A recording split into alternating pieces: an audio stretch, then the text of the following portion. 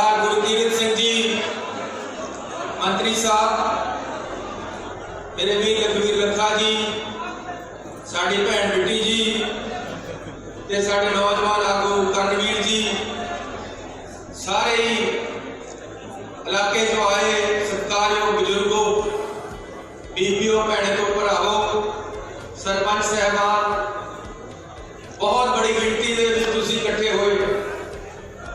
बहुत लोग बाहर रह गए जिन्होंने अंदर जगह नहीं मिल रही। कल भी एक रैली फिरोजपुर के होनी सी, मोदी साहब ने आना सी। कल भी इस तरह ही मौसम खराब सी, लेकिन आज काफी रैली से फर्क है कि मीह जिन्ना पै रहा होवे, मौसम चाहे खराब हो, पर रैली के 3 सीटर को जगह नहीं है थोड़ी।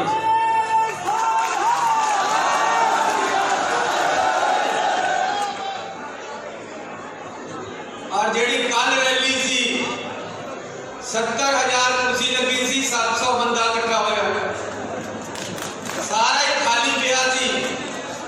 कैप्टन अमरिंदर सिंह जी कुर्सियां को संबोधन करके आ गए।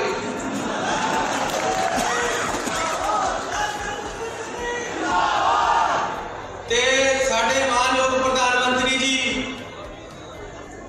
उन्होंने उस रैली जाना, जब पता लग्या कि सारे खाली हो गया है मामला, उत्ते आया ही कोई नहीं सुनने वास्ते, बहाना पिछे दे बना लिया कि जी मैनू रोक लिया, रैली पिछे नहीं आए, आना हैलीकॉप्टर था, सड़क पर तुर पे।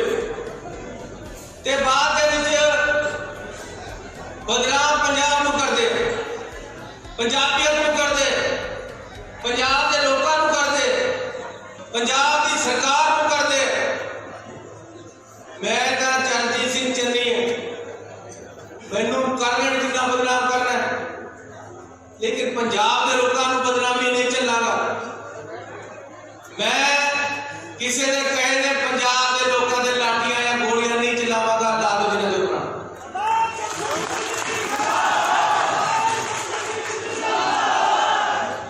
कसूर अपने का। 5 दिन पहला प्रधानमंत्री साहब की जी सिक्योरिटी एसपी जी कहते जिन्होंने, उन्होंने आके उससे कब्जा ले लिया, सारी ड्यूटबंदी उन्होंने की, हर जिम्मेवारी उन्होंने सी।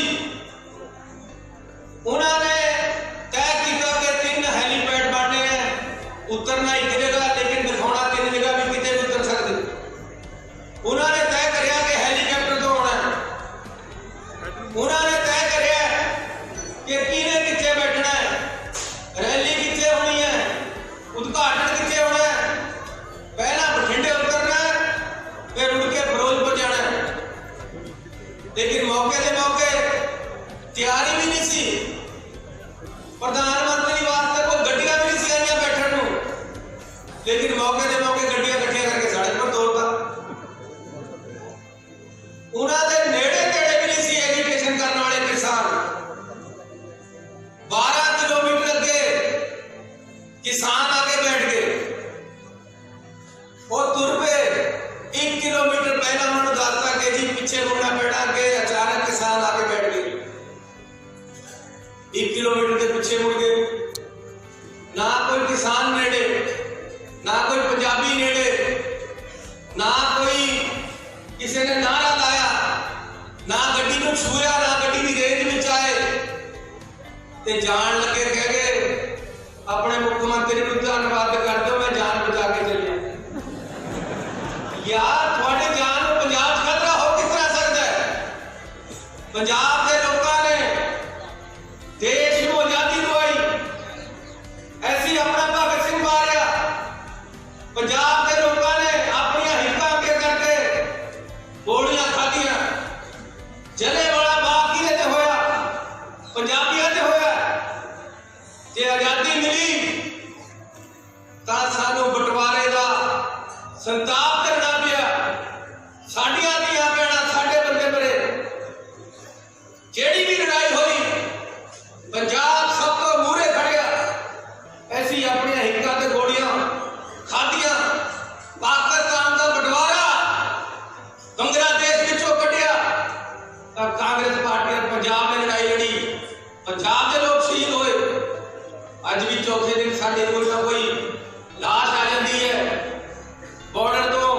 साढ़े सब बंदे शहीद होते हैं, पंजाबी हिक्का पूरे करके अड़ते हैं ते पंजाब नूं बदनाम करना कि जी मैनू पंजाब दे विच खतरा हो गया सी।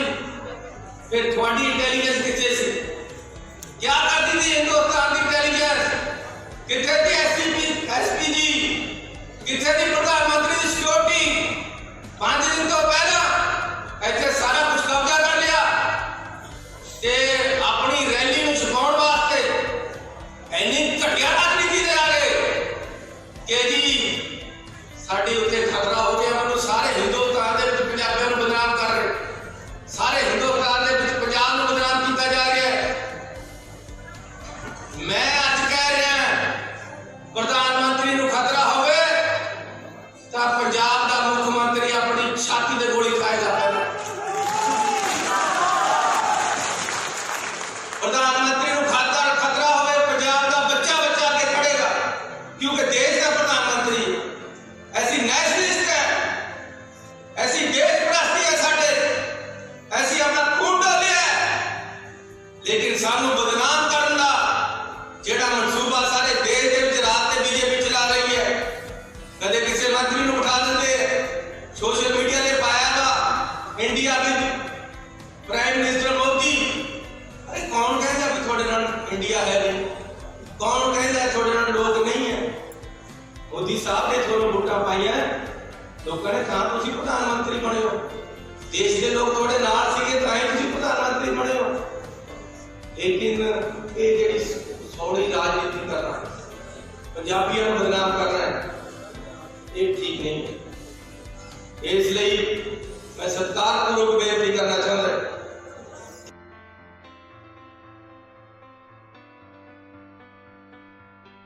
संस्थावां इत्थे कर्मचारी एजुकेशन करते, कई बार मेरे रास्ते च आ जाते, मैं उन्होंने लाठियां मार के गोलियां मार के थोड़ा परे करना। एडी तो मेरे च भी आखड़ नहीं है कि जी मैं मुख्यमंत्री आ रहा पिछे ही हटो, तुसीं डेमोक्रेटिक सिस्टम है, लोकतंत्र का राज है लोगों का, तो मैं रूट बदल लेंदा, कोई गल नहीं, इन्होंने पासे कर लो प्यार नाल।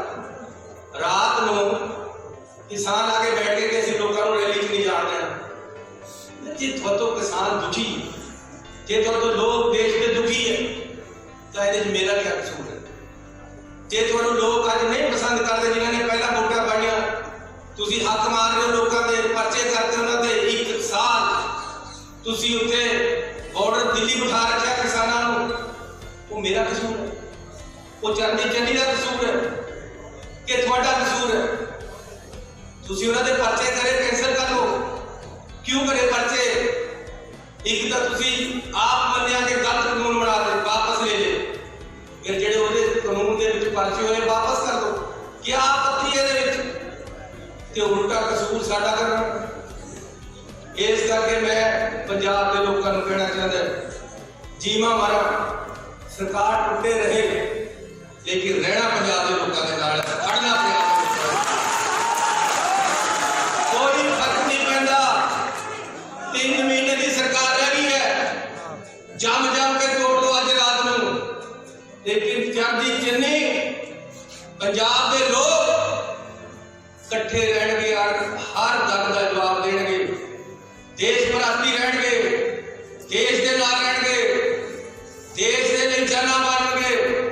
प्रधानमंत्री कोई बन जाए उसकी हिफाजत करना साडा फर्ज है, लेकिन राजनीति करना सानू कबूल नहीं है।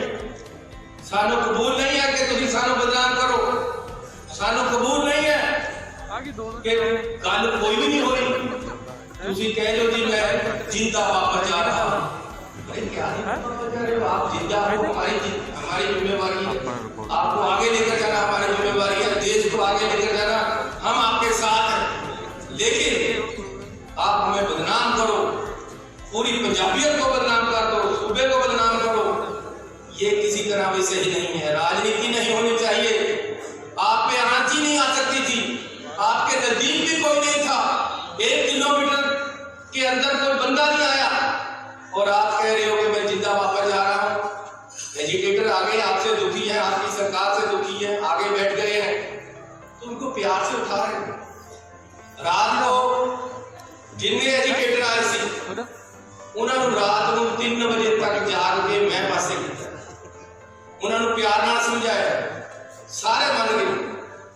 सारे मैं लिख के दिता कि मैं थोड़ा मुख्यमंत्री जी तो प्रधानमंत्री जी तो टाइम ले जागा, मेरी सरकार वालों मेरे दफ्तर वालों लिखे गया कि तुम पासे हो जाओ, पीछे हट गए। कोई बंदे चार बिच आके बैठ के सड़क ते उन्होंने हटा सकते थे पासे, उन्होंने खतरे वाली की गल। सो मैं पंजाबियों को दसना ठीक समझिया कि सरकार वीरो ये राजनीति है, हर गल दे विच राजनीति करना इन्हां दी आदत है। गल असली पर नहीं आउंदे कि जी मौसम अज वर्गा कल भी सीगा, लेकिन रैली विच बंदे नहीं आए क्योंकि लोग प्यार नहीं करते। तुसीं किस तरह उमड़े पए हो, किस तरह एक दूजे च फसे पए हो, किस तरह नेड़े नेड़े खड़े हो। तुहानूं कोरोना का भी डर नहीं अज, लेकिन तुहाडे च प्यार, तुहाडे जज्बा है। तुसीं आए हो मिलण वास्ते, तुसीं आए हो सुनने वास्ते। जे प्रधानमंत्री नूं कोई सारे पंजाब तो सुन नहीं गया तो मेरा क्या कसूर है यारो।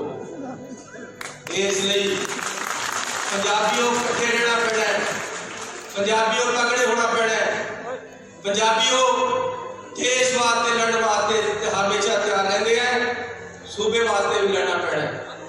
ये सूबे में तहस और अर्थव्यवस्था करने की जिहड़ियां स्कीम है उन्होंने असीं चलना नहीं देना।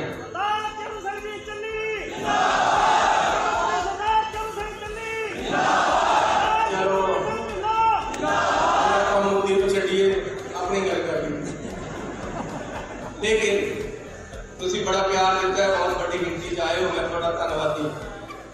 मैं ढिल्लों परिवार का धन्यवादी है। ढिल्लों साहब से चले गए,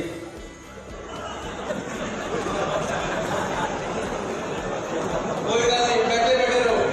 ढिल्लों साहब एक बेनती करनी है, कहते भी हम लुत्त नविया नहीं आ गई, मुंडे नूं ट्रैक दे दो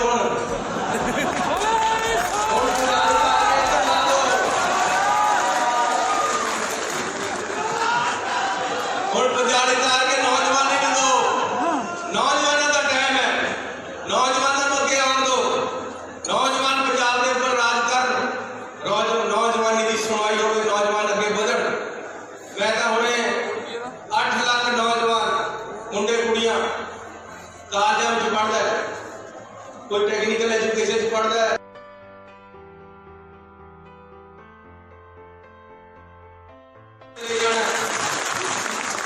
पास करता है, 1-2 दिन चले जाना। आ बुजुर्ग बैठे पेंशन वाले मुंडिया की गल करिए, कह साड़ी करते ही रात में पास करिया कि 27 लाख बंदे को पेंशन जाती है, 12 महीने की 1500 रुपया हर महीना। एक पेंशन फालतू दे देनी है हम, क्योंकि साडा भी थोड़ा जहा टाइम लग गया। 1500 रुपया इन्हों के खाते 1-2 दिन से चले जाना। रात पास करे ते जेडे कंस्ट्रक्शन वर्कर 5 लाख परिवार पंजाब दे विच 3-3 हज़ार रुपया इन्होंने खाते जा रहा है, वो भी रात पास करे। देखो गल ये है कि पैसा हैगा तुहाडा, आंदे सी बादल कैप्टन मजीठिया इन्हों के घर जा रहा सी, हुण तुहाडा अपना मुंडा मुख्यमंत्री हुण तुहाडे घर जा रहा।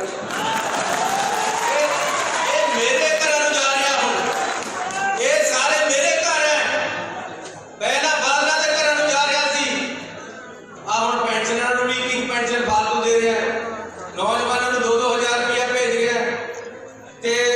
बिजली के बिल है, बड़ी तकलीफ हुई आम आदमी वाले को, कहना बिजली के बिल क्यों माफ करते, बिजली के रेट करके घटाते। कारण क्या है, वो फार्म भर रहे थे घर घर जाके, ऐसी बिजली के बिल माफ करोगे, ऐसी ये करेंगे, ऐसी वो करेंगे। मैं करे दिते, उन्होंने गारंटियां घरे पे एक्सपायर हो गई। जिन्नियां केजरीवाल ने गारंटियां दित्तियां सारे घरे पे एक्सपायर करते, एक्सपायरी डेट हो गई। जितना पुरानी दवाई नहीं कोई खाता, इस करके उन्हें फार्मा करने में कोई देखता नहीं, कहते कूड़े च गए हुए जाने, क्योंकि सारा कुछ पहले ही करता। मैं वादे क्यों करा, मेरे पास तुसीं कर दी है, मैं इंप्लीमेंट करदा। थोड़े बिजली के बिलों लिख के आ गया पुराने बकाए माफ, थोड़े बिजली के रेट 3 रुपये घटाते। पेट्रोल तुसीं पेट्रोल पंप पर लेन जाओ 10 रुपये इकट्ठा सस्ता करे, डीजल 5 रुपये सस्ता करे, कहते लागू नहीं करता। जाके देखो भाई पेट्रोल खरीदो सस्ता मिलता है, डीजल फ्री तो सस्ता मिलता है, बिजली सस्ती मिल रही है, पानी के बिल थोड़े घटा के 50 रुपये करता है, तो नाल पानी दियां जिहड़े थोड़े टैंकियां पिंडां दियां शहरां दियां इन्हां दे पुराने बिजली के बकाए माफ किए है। ऐसी तो गरीब की मिडल क्लास फैमिली की गल करते, दो गरीब की गल करते। दो गरीब मैं क्यों कहा? क्योंकि गऊआं का जिन्नियां गऊशाला पंजाब दे विच 19 करोड़ रुपया पुराना माफ करता बकाया उन्होंने बिजली का, 5 लाख रुपया सारे गऊशाला जो 455 है रजिस्टर्ड है साढ़े को, उन्होंने पैसे भेजे, कल ही चैक देते, ये कहते लागू नहीं करता, मैं चैक पढ़ा देना लो जी अपने खाते च। सो सरकार और वीरो आंगनबाड़ी वर्कर बीबियां है आंगनबाड़ी वाली वो कर रही हाथ खड़ी इकाई के और भी है इन्हां दी 8100 रुपए तनख्वाह थी, 9500 करती है, पूछ लो लागू होगी कि नहीं? हाँ देखो कह रही होगी, मां नारा है कि जरा बीबी नारी शक्ति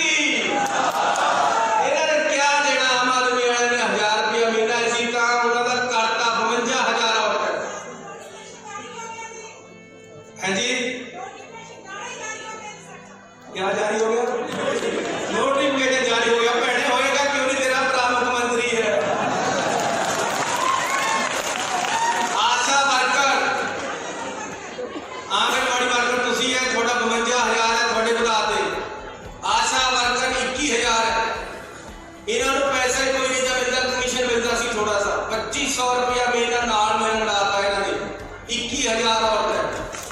जेडे थोड़े स्कूलों के मिड डे मील वर्कर है 46,000 है, प्राइमरी स्कूल हाई स्कूल उन्होंने सारिया के पैसे बढ़ाए, तो यह है आम आदमी और गरीब को राहत देने की।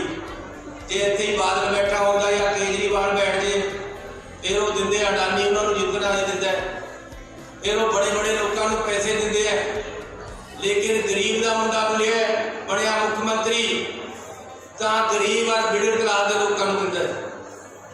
इसलिए मैं ज़्यादा नहीं बोलना, केजरीवाल हो गया कोरोना, उन्हें आना नहीं 10-15 दिन, मैं उन्होंने टेलीफोन करके शुभकामनाएं दिखियां भी थोड़ी सेहत ठीक रहे।